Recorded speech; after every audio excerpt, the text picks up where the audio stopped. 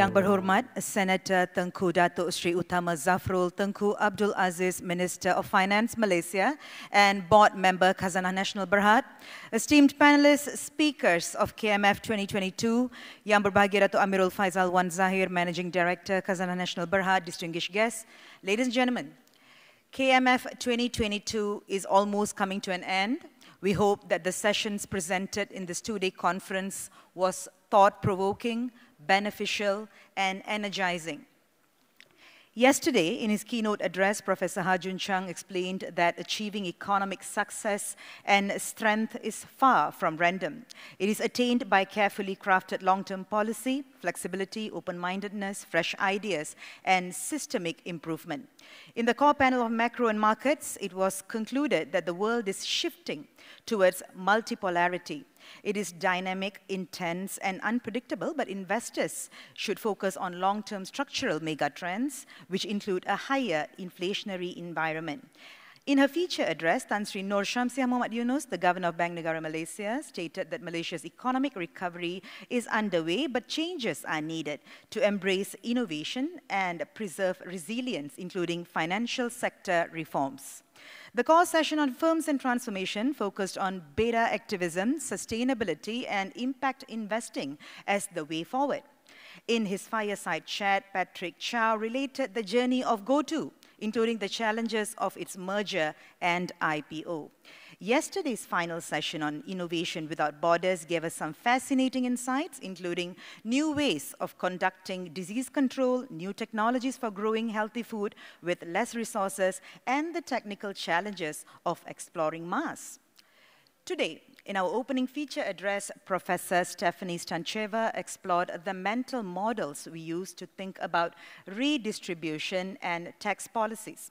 The panel in the core session on growth and development explored the complexities of developing an industrial policy which benefits all sectors of society, and also requested us to always ask, what about women? David Rooney delivered a feature address giving a fascinating insight into society's relationship with time and how it measured and imposed. In a fireside chat, Christine Sai and Jup Tan discussed that innovation does not take place in isolation. It is an entire ecosystem. In the wonderful, uplifting, and optimistic Malaysiana segment, 5 Malaysians made us very proud with their demonstrations of innovative service to society across many disciplines. Bill Walzak and Alina Amir had an engaging fireside chat about the challenges and rewards of community development. The core session on people and leadership discussed the many challenges we are facing collectively, and that we must take a one world and fully inclusive approach, valuing our diversity. With that summary, ladies and gentlemen, it gives me great pleasure inviting Yang Berhormat Senator Tengku Datuk Seri Utama Zafrul, Tengku Abdul Aziz, Minister of Finance Malaysia, and Board Member of Khazanah, to deliver his closing address. Yang Berhormat Senator, dipersilakan. Bismillahirrahmanirrahim. Yang berbahagia Datuk Amirul Faizal, Managing Director of Khazanah Nasional, Board Members of Khazanah Nasional, distinguished speakers, ladies and gentlemen, Assalamualaikum warahmatullahi wabarakatuh, salam sejahtera dan juga salam keluarga Malaysia. It gives me great pleasure to be here today. It's an honor actually and privilege to close the 2022 Khazanah Megatrends Forum, or KMF. Listening via the live stream to a few of the distinguished speakers was certainly stimulating, especially during the final prep of the 2023 budget. So budget is 2 days to go. Likewise, I trust everyone had a productive past 2 days. So congratulations to Khazanah Nasional for organizing another successful KMF. For just talking to Faizal, asking him how successful he was, he said he was very successful.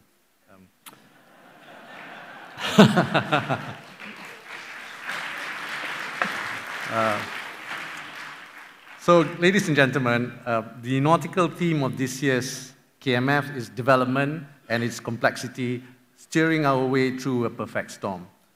It's apt not just because I'm a Navy reservist, but because it also echoes the themes I raised in my recently launched book, Weathering the Economic Storm, A Journey Through the Uncharted Waters of COVID-19. Also, because, as you know, budget is this Friday, I'm sure many here expect me to drop hints on what the government has planned, especially for your business sectors. I completely understand and remember, I was once in your shoes. So I promise that Budget 2023 will be forward-looking and inclusive. It will be pro-investment, pro-development, pro-environment, pro-empowerment, and most importantly, pro-rakyat. As such, today, I will speak briefly about the global economic situation and how Malaysia is navigating the headwinds. So I'll then provide some views on how we might not just accelerate our recovery, but also emerge stronger. Over the last 2 days, we've had the pleasure of hearing ideas on navigating development, especially given the complexities of the 21st century.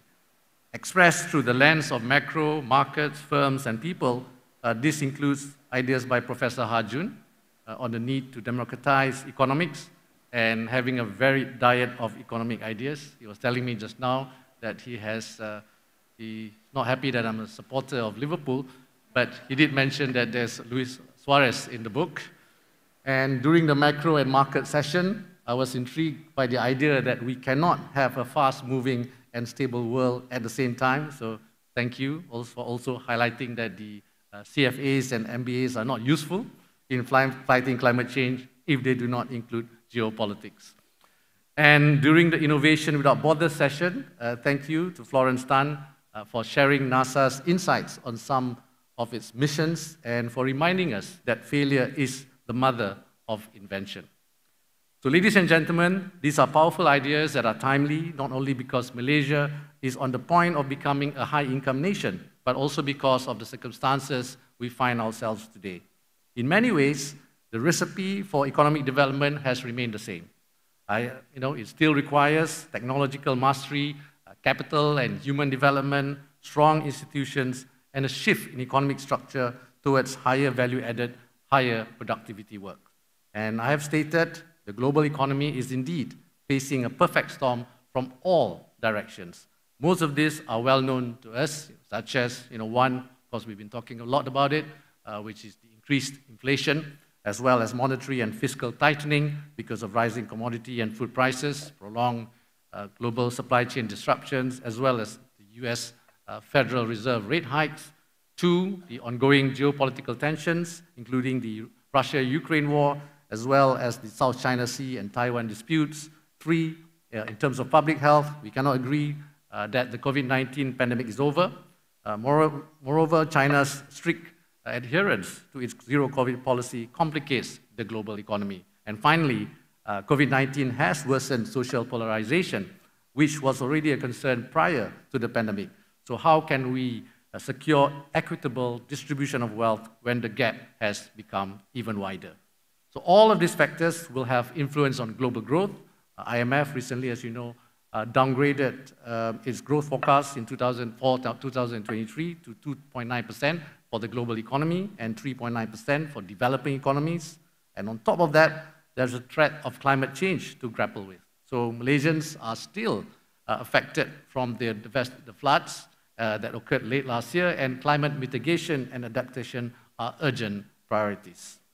Furthermore, as our constitution requires, Malaysia will have the general elections sooner or later, right? And while I don't know when it will be held, I strongly feel that we must not allow our political differences to tear our societies apart. In a healthy democracy, disagreement is normal. Vilification is not. So, ladies and gentlemen, the challenges I've highlighted have global implications that will affect the growth trajectories of various countries. So, how does Malaysia fare? So I'm pleased to share that despite the perfect storm, our economic ship has remained steady. As a member of the crew manning it, the figures speak for themselves. I think the central bank governor was here yesterday, and she has explained and elaborated a lot on this. And firstly, if you look at the GDP, Malaysia's GDP has increased for 3 consecutive quarters. And second, we're confident we will meet or even exceed the 2022 GDP projection. And finally, as you know, our unemployment rate fell 3.7% in 2022, in July 2022, the lowest since pandemic. Actually, I can cite so many other numbers: the external trade, exports, imports, total external trade, and net FDI. So what I'm trying to say here is that the Malaysian economy is clearly on a better footing today, and I believe it is irresponsible to claim that Malaysia is in an economic crisis. So our growth is robust, investment resilient, the labor market healthy.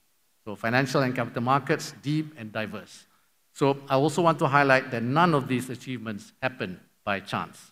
For the past 2.5 years, the government and the Ministry of Finance have been focused not only on being responsive to the short-term needs of the people and businesses, but also on being responsible and reformist in building resilience. We have been responsive in terms of, among other things, our expansionary fiscal policy through Budget 2021 and also the Budget 2022, our assistance and stimulus packages, as well as monetary policy, which actually remain accommodative.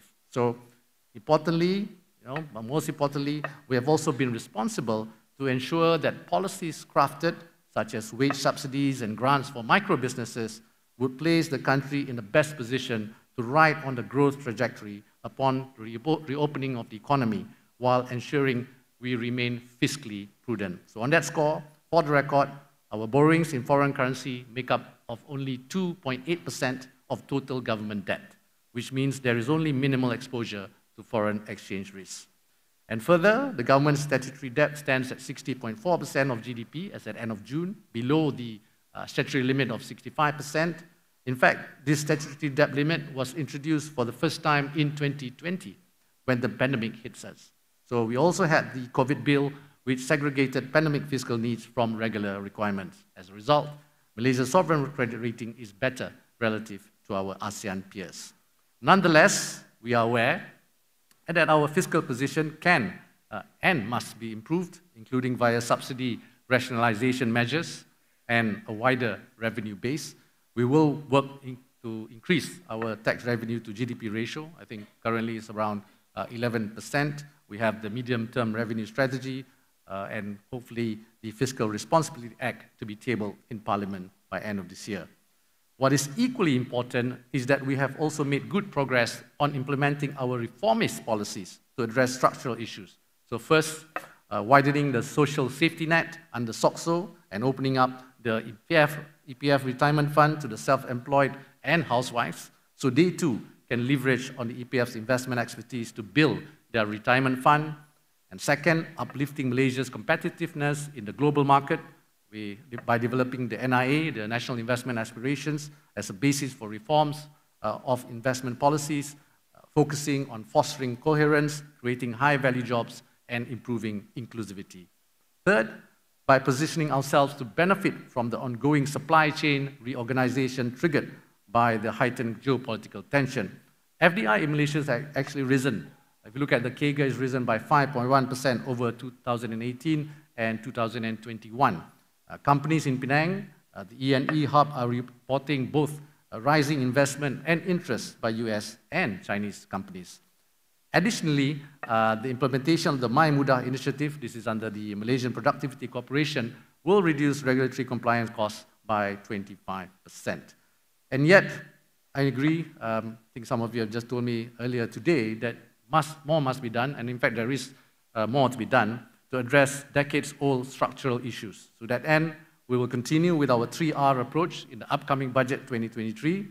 This is the third since becoming Minister of Finance, and the upcoming Budget 2023, which will be unveiled this Friday. So next year's budget will prioritize reinforcing the momentum of the current economic recovery. We want to strengthen economic resilience against future storms and implementing comprehensive reforms for the nation to thrive in the new global norms while advancing the agenda of inclusive and sustainable development. So on the last point, I'm happy to share that the last 2 annual budget, MOF has mapped as many of our measures as possible to the SDG goals, and Budget 2023 will be no different. Ladies and gentlemen, rest assured that the government is highly aware of the incoming global economic turbulence, for which we must implement proactive, mitigative, and adaptive measures. Yes, the years ahead will be challenging, but it will not be without its bright spots. Navigating the turbulence ahead and capitalizing on opportunities will require support from all sectors of society. We must strive to ensure that we build back better from last 2 years so that the pandemic years do not affect our trajectory and amount to a lost decade for us. Indeed, I was struck by something that Professor Ha Jun Chang said during the course of the forum. This is namely the need to democratize economics and varied diet of economic ideas. Yeah, perhaps it's just a joke, but Malaysians should be eating more garlic and kimchi and less nasi lemak and roti canai. But in all seriousness, Professor, your allusion that the methods that got Malaysia to where we are today, an economic model based on learning, cost minimization, and low value added, no longer suffice to get to where we would like to be. Yeah? New tools or software are needed, one that is based on innovation at the technological frontier, premium maximization, and high value added. So today, I would like to suggest 3 major ways that will help Malaysia achieve the imperative to conquer the perfect storm ahead. I hope these suggestions can become the future debate and productive discourse. So firstly, we must insulate our food and energy security from rising production and price volatility amid geopolitical conflicts, supply chain disruptions, deglobalization movements, and climate change. So on the inflation front, Malaysia, for example, if you look at CPI, Malaysia's CPI increased to 4.7% in August 2022, or 3.1% year to date, partly due to price hikes in imported components that feed into our agriculture and food industry, like fertilizers and feedstocks. But do note that despite global cost-push pressures, inflation remains well anchored thanks to spare capacity in the economy, existing price controls, and government subsidies amounting to close to 80 billion ringgit for 2022. The government is also currently working to ensure the sustainability of Malaysia's food supply via the National Food Security Policy Action Plan for 2021 to 2025, which tackles key issues from agricultural inputs to food waste. But just discussing with my team earlier this week, we need to think bigger, and we need to do this faster. Yeah, given the heightened global geopolitical tension, we must seriously consider investing in building a strong ASEAN-wide supply chain, especially for food and energy security. ASEAN was in fact founded at a difficult time when the newly independent ASEAN nation states were grappling with threats of the spread of communist ideology. We were at risk of being torn apart at the time of the Cold War between the US and Soviet Union, and ASEAN united us then, and we have prospered since. So fast forward more than a half a century later, in the age where superpowers' rivalry is threatening global stability, we must reaffirm and re-strengthen the ASEAN fortress and mitigate the risks in navigating the current global dynamics. So Malaysian corporations, many of you are present here today, have been successful in expanding our footprint across the region, CIMB being one of them. But we must go one step ahead and now invest in building strong ASEAN supply chain in critical industries. So we're now competing for investments. Given the varying degrees of development in each of our economy, investors are picking and choosing where they want to invest and being opportunistic with their business decisions. So if ASEAN policymakers can coordinate and work closely together, we can identify critical industries where we can scale up and enhance to be a critical part of the global supply chain. This will benefit not just our individual economies, but also serve as mitigating strategy against calamities such as the pandemic and geopolitical tensions happening in other parts of the world. So for industries such as E&E, commodities like palm oil, oil and gas, rubber gloves, medical devices, even new industries such as EV, we need to identify the verticals we want and develop them properly. And this will not be just a source of economic benefits in terms of investments and jobs, but also a glue that binds us together and a hedge against global uncertainties and supply chain disruptions stemming from geopolitical tensions outside ASEAN. So in short, ASEAN is an underutilized platform, but if we put our sincere efforts into thinking about regional stability and economic prosperity, it can find itself as a driving force for greater benefits for more than its 600 million populations. So there can be no ASEAN century without a strong ASEAN at its core. Next, I acknowledge that what's been happening to the ringgit may seem alarming. But as all of you are well aware, especially in this room, the strengthening of the dollar is a global phenomenon. Yes, the ringgit has contracted around 10% against the dollar, but this has been more manageable relative to our regional peers and key trading partners. In fact, the ringgit has appreciated respectably against currencies like, among others, yen, pound sterling, euro, Thai baht, and many others. Its performance, if weighted against the currencies of Malaysia's trading partners, have been relatively stable. Our goods are in demand, and our economic fundamentals are strong. All this will eventually strengthen the ringgit. What is not needed is archaic, knee-jerk solution such as currency pegs, which also require capital controls. Ultimately, this will complicate our monetary policy, burden the public with higher financing costs, and shake investor confidence. It is a risk that arguably no longer pays off. But more importantly, perhaps the time has come for the nations of the world, especially in Asia, to think of solutions to the global economy's resilience on the US dollar. With its 4.7 billion population, Asia is arguably the dynamo of global economic growth now and in the future. Much of the commodities needed to make the leap to the so-called digital and green economies are to be found on our turf. And yet, ASEAN economies perpetually seem to be at the mercy of decisions and market fluctuations occurring a few continents away. So I'm not advocating abandon the greenback for another currency like some have.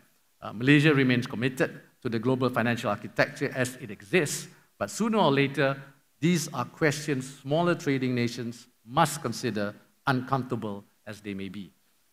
Given the unique position of the dollar as the reserve currency of the world, one that often appreciates in periods of uncertainty, a currency position versus the greenback, especially you see in the short term, is hardly a yardstick of the state of the economy. A world where key countries can adversely affect the growth trajectories of others, including Malaysia, is unsustainable. Certain policies may benefit one superpower domestically, but they must not end up hurting others and potentially jeopardizing global prosperity. So there must be a sense of responsibility as well as justice towards collective global growth, as well as improved monetary cooperation and coordination. It is high time we get the job done by creating a viable international monetary cooperation mechanism to ensure financial systems are not only effective and fair, but also consider the unique needs of small, emerging, and developing countries equitably. So dialogues are crucial, but action is more important. I'm not advocating anything revolutionary, right? Indeed, the world did it before. I think some of you here know. In 1985, for example, the Plaza Accords were signed to stabilize the US dollar against the Japanese yen and German mark. Between 1985 and 1987, the Accords stabilized the US current account balance while solidifying Japan's presence as a major player in the international market. A second agreement, the Louvre Accord, was signed in 1987 to stop the continuing decline of the dollar and stabilize exchange rates. And during the global financial crisis, central banks in developed countries coordinated to prevent financial contagion from spreading to the rest of the world. And finally, at the onset of COVID-19 pandemic, the global financial safety net provided ample financing to quickly stabilize the global financial markets and contain the economic crisis. Further, existing institutions like the BIS, the Bank of International Settlements, and the IOSCO, the International Organization of Security Commissions, have an important role in aiding developing countries and emerging economies. The costs of uneven growth between countries or even deglobalization will be high, especially when we are trying to tackle global issues such as poverty and sustainability. Indeed, These issues I have been raising with some of my counterparts in the past few weeks, and definitely these are some of the key ideas I hope to take with me at the upcoming IMF and World Bank fall meetings later this month. As an emerging economy that strives to be a high-income nation, Malaysia must continue voicing out for a fairer, more equitable global policy and regulatory environment that will benefit the wider world and not just the selected few.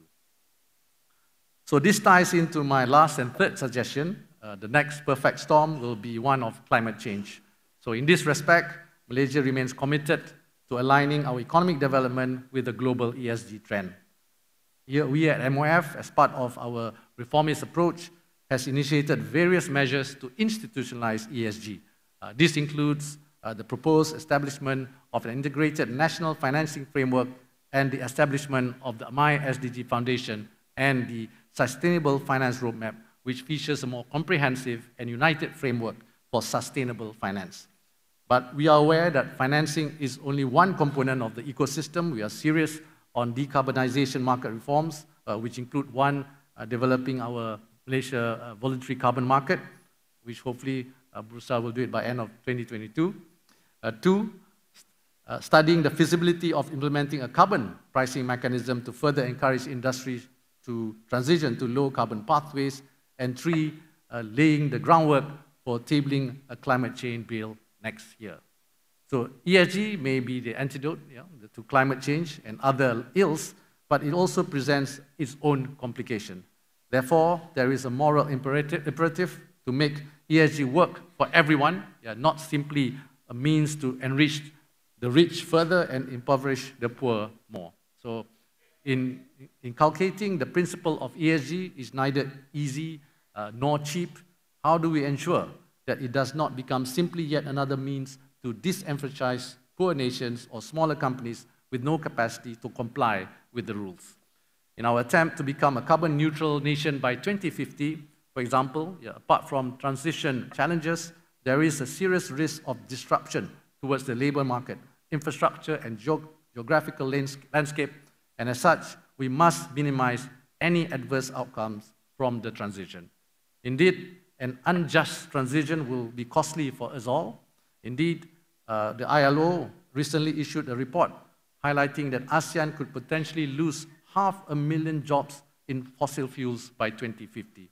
While it could also gain up to 5 million jobs, mainly in renewable energy, we need to be wary of job losses due to such a shift that will impact jobs, livelihoods, and economies, particularly in developing Asia that may be slower to build capacity in RE. So on this, I echo with what Datuk Amirul Faisal highlighted in his welcoming remarks, which is on the issue of just transition. And herein lies a great opportunity among the government-linked investment companies. Their total asset under management is around 1.7 trillion ringgit, and I feel our GLICs can not only build capacity for RE and other ESG initiatives, but also guide and assist the rest of corporate Malaysia, especially these smaller companies, in meeting the challenges of higher ESG compliance costs. So I'm proud to note that many of the GLICs, of course, Khazanah itself, EPF, Co-op, PNB, have started rolling out their sustainability blueprints for the past 2 years. So this momentum must be sustained in building capacity and ensuring a just transition for meaningful outcomes to emerge. I'll give you here a few examples. Petronas, recently I was there to launch the subsidiary, I think called Jentari, if I'm not mistaken, with a view of becoming a one-stop integrated clean energy solution provider. So in doing so, they have created new jobs in their green business, which will benefit existing employees and new hires. And Tenaga Nasional, who also met recently, have invested approximately 20 billion ringgit in capex over the next 28 years to accelerate the energy transition, which aims to reduce emissions intensity to zero as well by 2050. In short, ESG consideration will be a mainstay of business decisions by the GLICs and other corporates going forward, and they will only grow in importance. So for Malaysia, striking an optimal balance between advancing green transition and securing near-term growth is also critical. On this, I'm happy to share that there will be various ESG-related measures in Budget 2023 to support corporate Malaysia's endeavours to make our business ecosystem not only more vibrant and resilient, but also equitable. If we collectively play our part, the sum of all our efforts will amount to a better, a brighter future for Malaysia, inshallah. Ladies and gentlemen, as the past 2 days' discussions have highlighted, we need to anticipate a period of possible worsening turbulence that requires us to future-proof our economy. Neither a business-as-usual approach nor emotive reactions will suffice. So it is essential for us to be fully equipped with strategies to sail through the storm and emerge stronger afterwards. So this is not the time for despair or cynicism. Our ancestors were seafaring people from different lands. So to set out to the sea like they did requires courage, an open mind, and a willingness to embrace new things. If we can seize on this spirit, there's no reason we can't bring Malaysia out of the perfect storm. So with wise leadership, unity, and hard work, things can only get better. So my message to all of you in corporate Malaysia is this: never stop working hard for the country we dream of. And my appreciation once again to Khazanah for the honor of closing this year's KMF. May our minds be enriched, our souls enlightened, our spirits lifted, and our commitments to Malaysia renewed and reinvigorated by our continuous discourse to uplift humanity. So thank you. Wabillahi taufiq wal hidayah. Wassalamu alaikum warahmatullahi wabarakatuh.